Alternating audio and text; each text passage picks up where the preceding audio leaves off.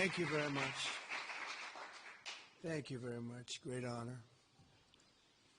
Today it's my privilege to welcome the Prime Minister of a very special place, the United Kingdom, to the White House. Prime Minister Starmer, you've been terrific in our discussions. You're a very tough negotiator, however. I'm not sure I like that, but that's okay. Very, very special person. The Prime Minister and I have gotten off to an outstanding start. The U.S. and U.K. have a special relationship, very special, really like no other, passed down through the centuries, and we're going to keep it that way. We're going to keep it very strong as it is. Very importantly, I was just notified by letter from King Charles that he's extended through the Prime Minister a historic second state visit to the United Kingdom. And that's a great honor because it's never happened before. One person has never been extended that honor, and I really do call it an honor, but it's not for me, it's for our country. It's respect for our country. So I just want to thank you, and I want to thank King Charles. Thank you very much, and we accept. I don't know if the media is going to follow us. I have a feeling they might. Okay, thank you very much. Appreciate it. I'm pleased to say that the bust of one of the Prime Minister's greatest predecessors, Winston Churchill, is now back in the rightful place in the Oval Office, and we're very proud of it. Our meeting today and the various breakout sessions we had were tremendously productive. Most importantly, I provided the Prime Minister with an update on our efforts to end the bloody and horrible war in Ukraine with Russia, which would never have happened if I were president. That was not going to happen. I promise you that. After 3 years of hellacious conflict, approximately 1 million Ukrainians and Russians have been senselessly killed, but the number, I believe, is much higher than that. Countless schools, hospitals, towns, and beautiful ancient churches have been absolutely obliterated. To begin the process of ending this spiral of death, I had historic back-to-back calls with President Putin, very successful calls, I might add, and President Zelensky. And my team also spoke with the Secretary General of NATO on numerous occasions, and we're working very hard to get that war brought to an end. I think we've made a lot of progress, and I think it's moving along pretty rapidly. And I want to thank all of the people that are here that have been working on it. And we'll let you know what happens. It'll either be fairly soon or it won't be at all. In addition, this week I met with President Macron of France, as you know, and held talks with members of the G7. Tomorrow, the progress toward peace will continue when President Zelensky visits the White House.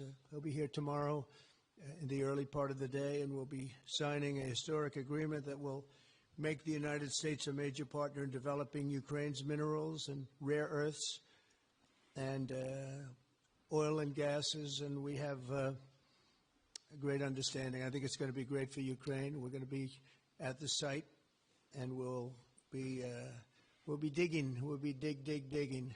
Dig we must.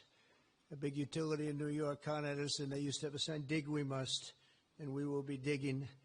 But much of the European aid to Ukraine has been sent in the form of loans for which they expect to be paid back, and we didn't have that honor under the Biden administration. He sent money, or just sent it, money after money after money, and never had any knowledge of ever seeing it back. Maybe $300 to $350 billion, but under the breakthrough agreement, very unusual, which everyone said was difficult to get, but it's really very good for Ukraine and very good for us. The American taxpayers will now effectively be reimbursed for the money and hundreds of billions of dollars poured into helping Ukraine defend itself, which by and of itself is a very worthy thing to do. We've paid far more than any other country, and with most of our support, it's been paid in military, the finest weapons anywhere in the world.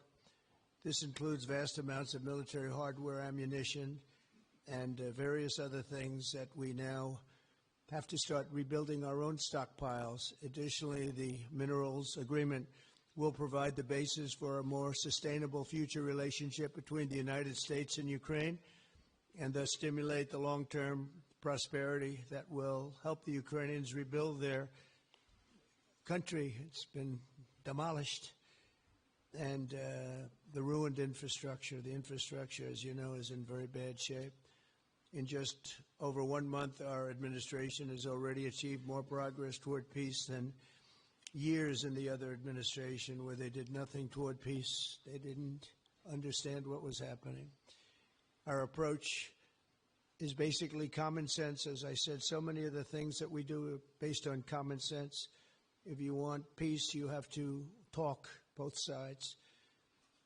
As I discussed with Prime Minister Starmer, the next step we're making is toward a very achievable ceasefire. We hope that that can happen quickly, because thousands of young people, in this case, we're not talking about Americans, we're talking about Ukrainians and Russians are being killed every week, thousands. And it's a rough battlefield. It's a flat piece of land, and the bullet only stops when it hits somebody. And this week, I saw the reports, and it's I don't even want to say what they are, but thousands of people, young, vibrant people died. And we want to stop that. Senseless. Should have never happened.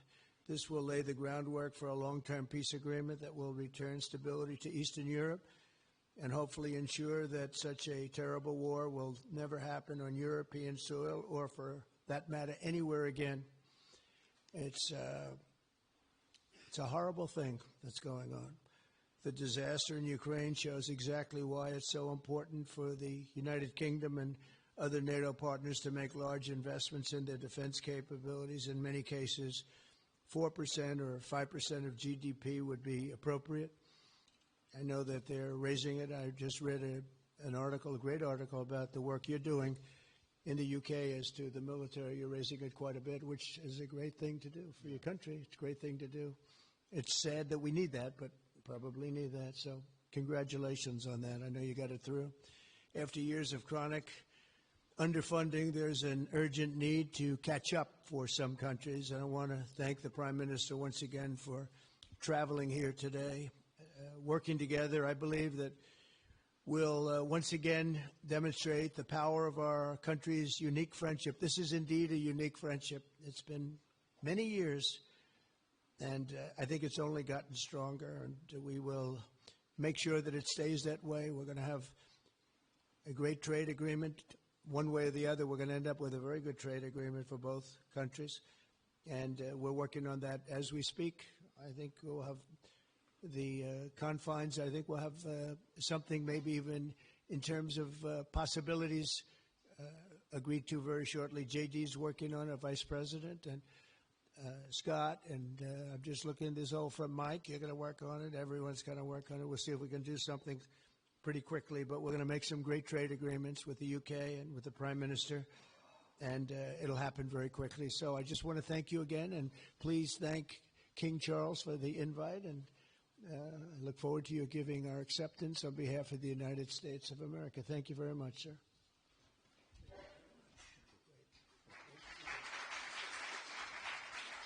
Thank you.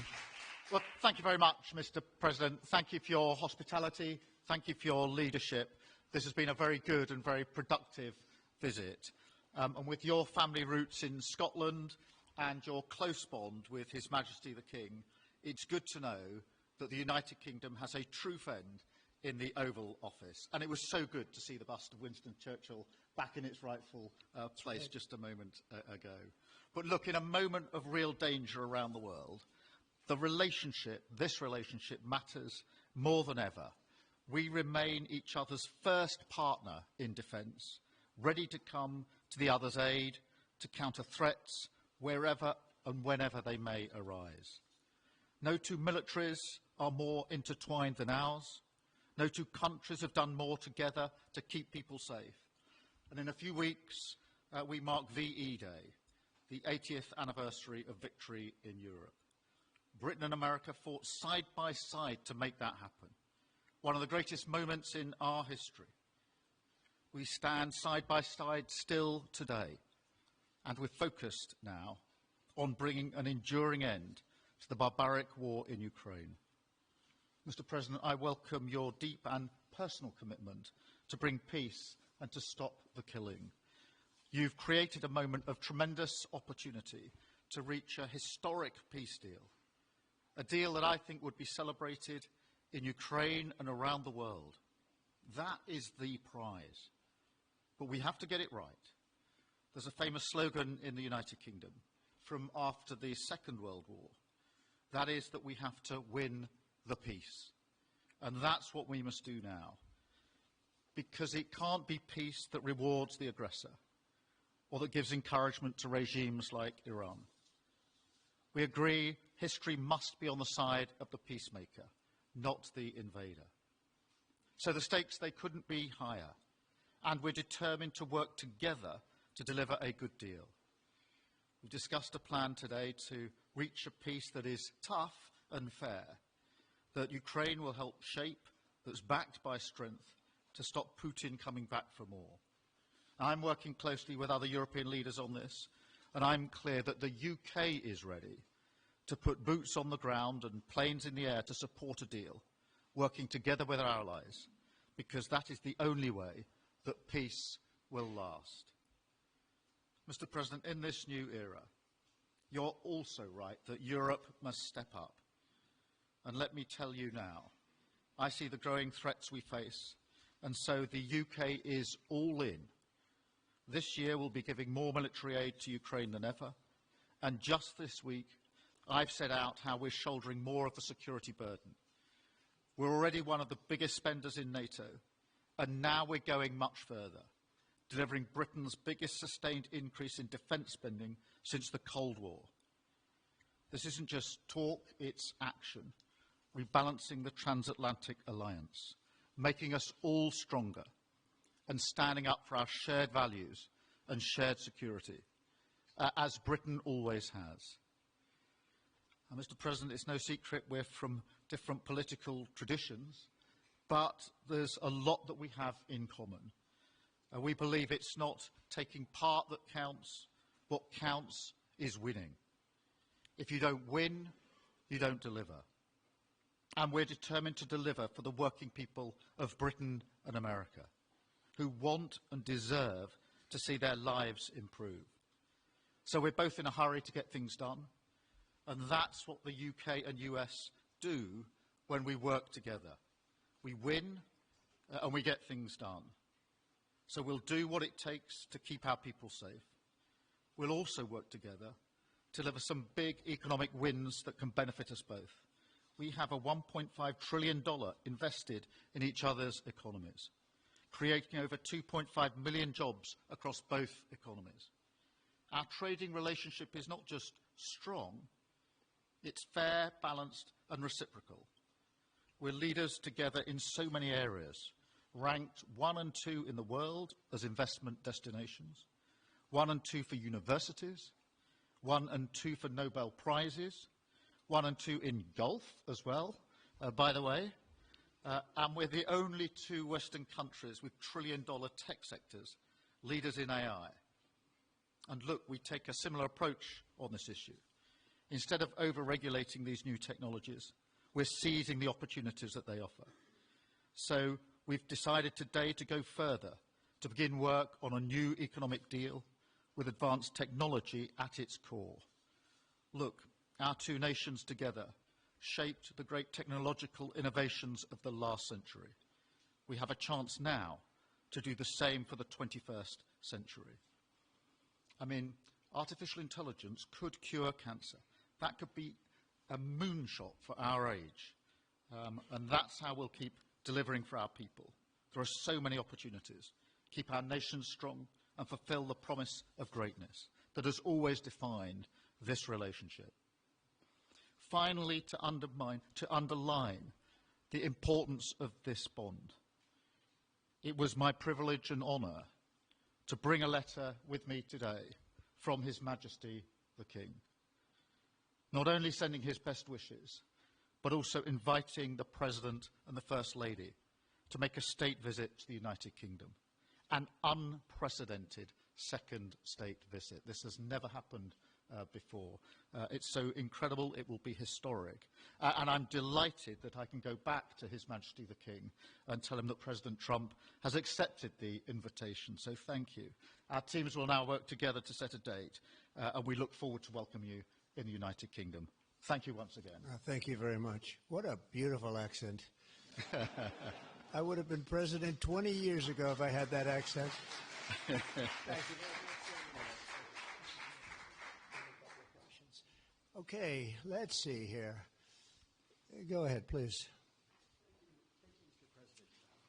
Earlier today, you told me that you believe that foreign countries pay tariffs, but Americans who are concerned about higher prices believe, as most people do, that they're paid by consumers and importers when they import things into this country. Can you explain how you came to this belief that foreign governments are paying tariffs? And for the Prime Minister, did you discuss with President Trump his repeated statements of desire to annex Canada? And has the King expressed any concern over the President's apparent desire to remove one of his realms from his control? So I'll go ahead. The first part, the tariffs are necessary because we've been treated very unfairly by many, many countries, including our friends, friend and foe. But we've been treated very unfairly in trade at levels that nobody's really ever seen before, and especially under the Biden administration, they really took advantage of the United States. I put massive tariffs on China during my 4 years. We had the best economy in the history of our country. Probably the best economy, maybe the best economy in the history of the world. And I used tariffs to even things up. And in particular with China, we took in hundreds of billions of dollars and we had no inflation. And it's a myth. It's a myth that's put out there by foreign countries that really don't like paying tariffs, and especially to even up. So we've been treated badly by a lot. We're using tariffs. And I find, and you just have to look at the numbers, but I find that it's not about inflation. It's about fairness, and the inflation for us has not existed, and I don't think it's going to exist. We're going to bring our car industry back. We're going to bring our chips back. We're going to bring so many things back to our country, including pharmaceuticals and drugs. And the thing that's going to get us there is tariffs. And I say often, it's my favorite word in the dictionary, but I always preface that by saying now, because I got into a lot of trouble with the fake news where they say that's not good. So I say God, love, family, wife. They're all my favorite words, but tariff is about number 4 or 5 on the list. But I will tell you, it's going to make our country rich, and it's going to stop us from being a laughing stock all over the world. Because we have been taken advantage of like no country has ever been taken advantage of. Thank you very much. And look, we had a really good discussion, a productive discussion, a good discussion, as a result of which our teams are now going to be working together on an economic deal. Our teams are going to be working together on security in Ukraine. You mentioned Canada. I think you're trying to find a divide between us that doesn't exist. We're the closest of nations, and we had very good discussions today, but we didn't That's discuss enough. Canada. Thank you. Please. Go ahead. Go ahead. Yes. Thank you. Hi, Natasha Clark from Hi. LBC. Mr. President, you've said you're working on a new trade deal with Britain, which we of course welcome. President Obama once said Britain was at the back of the queue for that trade deal. Where are we now? When do you think we're going to see that? And Prime Minister, the BBC has today admitted serious flaws over the recent Gaza coverage, suggestions of payments made to people linked to Hamas. Does the BBC still have your trust? Thank you. Well, they didn't do well with President Obama. He'd never got a lot of things done, and he didn't get a trade deal done that was of any importance or magnitude. We've had great discussions on trade, and I think we're going to have a deal done rather quickly as it can be done. We're going to have something, I think, rather quickly. We expect to do that. Okay? Please. On the BBC, look, I've been concerned about the programme in question. The Secretary of State had a meeting with the BBC. I think it was yesterday, could have been the day before. Thank you. Jeff, go ahead. Thank you, sir. Pardon me. Mr. President, do you support Article 5 of the NATO treaty? And are you concerned that it might be triggered if European peacekeeping forces end up in Ukraine? I support it. I don't think we're going to have any reason for it. I think we're going to have a very successful peace, and I think it's going to be a long-lasting peace. And I think it's going to happen hopefully quickly. If it doesn't happen quickly, it may not happen at all. And we want it for two reasons. Number one, I want to see on a humane basis, I want to see soldiers stop getting shot, because largely it's soldiers now. Towns have been obliterated, but it's largely that. And I don't want to pay billions and billions and billions of dollars, nor does the Prime Minister or anybody else, on a senseless war that should have never happened. And we're going to get it taken care of. But I think it's going to be a peace that's going to be long-lasting. Do you have a question for the Prime Minister? Thank you. Mr. Prime Minister, you were asking the President today about a backstop for Europe if the peacekeeping force ends up in Ukraine. Did you feel like you got a satisfying answer for yourself and for Europe? And Mr. President, if you want to comment on that as well, please do. I felt we had a very productive discussion. Obviously, as the President says, the deal has to come first. But yes, our teams are going to be talking about how we make sure that deal sticks, is lasting and enforced. So our teams will be talking about that. Okay. Please, Blue. Mr. President, some experts think it could take more than a decade to mine the precious minerals from Ukraine. How much should the U.S. expect to receive, and when do you expect to see that come to fruition? Well, we're never going to know that answer, but by our being in Ukraine and doing the exploration and also the digging and taking the rare earth, which we need in our country very badly, we'll be doing a substantial amount of work, probably about at least what we have in there, and we hope to be able to do that. You never know when it comes to that. You know, you dig and maybe things aren't there like you think they're there, but we'll be spending a lot of time there. It'll be great for Ukraine. It's like a huge economic development project, so it'll be good for both countries. Okay? Please. Prime Minister, excuse me, Prime Minister, you've talked about putting British soldiers' boots on the ground in Ukraine in the event that President Trump succeeds with his peace deal. But can you do that without a firm assurance that America will have our back in the form of some kind of security guarantee were Putin to breach that agreement? And, Mr. President, tomorrow you're seeing President Zelensky to sign this deal on minerals and energy that could be hugely important to the United States. Will you take the opportunity to apologize to him for calling him a dictator while praising Vladimir Putin, who is a dictator? Well, Robert, let me start by saying I've been really clear today and previously that I think that European countries, including the United Kingdom, need to step up in our own defence and security. We've been doing that in recent days. You saw the announcement we made on spending just the other day. In addition to that, I've made it clear that the United Kingdom will play its full part in ensuring that if there's a deal, and we hope there is a deal in Ukraine, that that is a lasting deal that sticks. And we're obviously working with other European countries on that, France and NATO in particular, but I think I'm hosting 18 countries on Sunday to further our discussions. You heard from the President this morning that, you know, as historically has always been the case, we have each other's backs, and today we've been talking about the deal, how that will be a lasting deal, and coming out of this, our teams will now be talking in detail about that.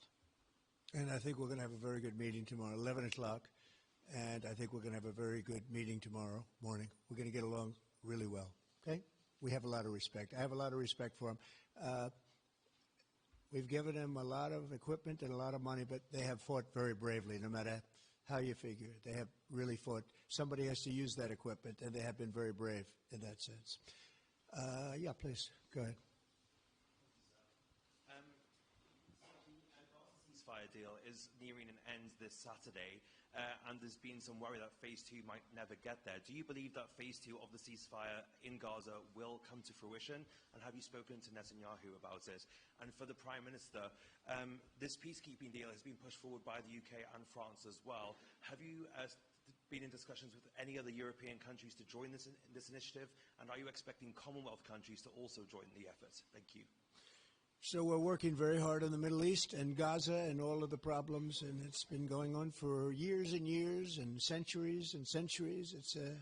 It's a tough neighborhood, but it could be a very beautiful neighborhood, and I think we're going to come up with some pretty good solutions. But phase 1 is almost complete. We've had some people that have been very seriously injured, very seriously hurt, both physically and mentally. They've come out of there and some of them in very, very bad shape. It's shocking. Many young people aren't in bad shape. Young people are strong, healthy. They don't die. People have come out dead, young people and old people. It's a rough situation, but I think we're going to make it much better, and I think that we've had a huge impact on that since we've been in just the 4 weeks. I think we've had a huge impact on Gaza, the Middle East, and we have some pretty good talks going on concerning lots of other people that are going to make it better. So we'll see what happens. Nobody really knows, but we'll see what happens. But I think we've had a very positive impact. Prime Minister? Yeah, on the question of the European countries, yes, I've spoken to a number of countries, particularly in the last few weeks. We had a meeting in Paris last week. I've got a meeting on Sunday with 18 countries to further our discussions. Obviously, we've been talking quite intensely to our French colleagues and to NATO, but to other countries as well, because, as I say, I think it's important for European countries, including the United Kingdom, to step up and do more in the defence and security of Europe and our continent and the United Kingdom, and we'll do so. Well, we're talking to a number of other countries. Thank you. Yes, in the red, please. Pink red, flaming red. Is it me or her? Go ahead. Okay, thank you, Mr. President. A question on Ukraine. Number one is, if you're not considering the security guarantees, are you open to other forms of, for example, intelligence cooperation with Ukraine? And Mr. Prime Minister, President Trump has proposed a plan for Gaza. Does this fit into the two-state solution that the UK held for a long time? Do you see it fit into your general Middle Eastern strategy? Thank you so much. Yeah, thank you very much. We're open to many things, but before I even think about that, that's almost pleasant to think about because that would mean that peace has been arrived at. We have to arrive at that peace. And, you know, you went 3.5 years with an administration that never even really had a meeting. They didn't have a meeting on peace. And there was no prospect of peace. I think, frankly, Russia wanted to go through the whole long deal. I don't think they do anymore. I don't think they do. We had a very big impact on that whole situation.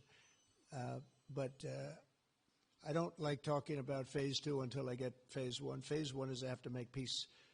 And we have to get Russia to agree. We have to get Ukraine to agree. And I think we will. I think we've come a long way. I believe we're going to get it done. I wouldn't say that if I didn't think so. And I think it will be very important, very historic, and we're going to save a lot of lives. On the question of Gaza, the last few weeks of the ceasefire have been very impactful, and for me there are two images that I remember more than any other. The first is Emily Damari, who is British, being reunited with her mother. You may remember she had her fingers missing after what she endured. That was an incredible moment. I'd spent a lot of time with her mother whilst she was held captive, and her mother went through absolute torture. The other image was thousands of Palestinians marching through rubble, trying to return to their communities and their homes.